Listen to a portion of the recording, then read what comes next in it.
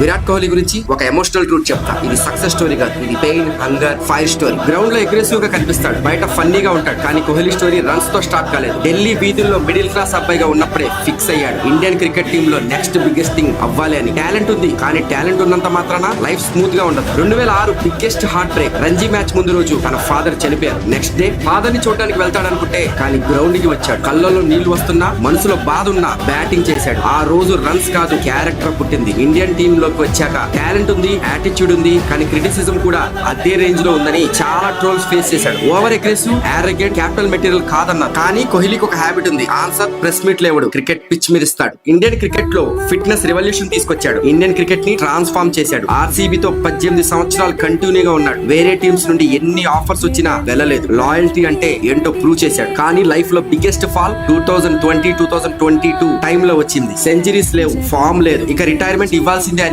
Memes కూడా చాలా వచ్చాయి. అందరూ అన్నారు కోహ్లీ అలా అయిపోయిందని. కానీ లెజెండ్స్ రిటైర్ అవ్వరు, రీబిల్డ్ అవుతారు. ఆసియా కప్ లో కమ్బ్యాక్ సెంచరీ, వరల్డ్ కప్ లో ఊచకొత కోసాడు, మళ్ళీ ప్రూవ్ చేశాడు ఇండియన్ క్రికెట్ బాస్ నేనేనని. కోహ్లీ జస్ట్ క్రికెటరే కాదు, వాకింగ్ బ్రాండ్ అయ్యాడు. నెట్వర్క్ 1000 కోట్ల పైగానే, బీసీసీ కాంటాక్ట్స్, ఐపీఎల్ క్రోస్. అవి మాత్రమే కాదు, రాంగ్ fashion brand, 18 Puma partnership, restaurants, gym, startups, 20+ brand endorsements. ఒక్క ఇన్స్టాగ్రామ్ పోస్ట్ కి 8 నుంచి 10 కోట్లు చార్జ్ చేస్తాడు. Not just king of cricket, king of comebacks కూడా. విరాట్ కోహ్లీ అంటే జస్ట్ క్రికెటర్ కాదు, he's fire, he's emotion, he's obsession.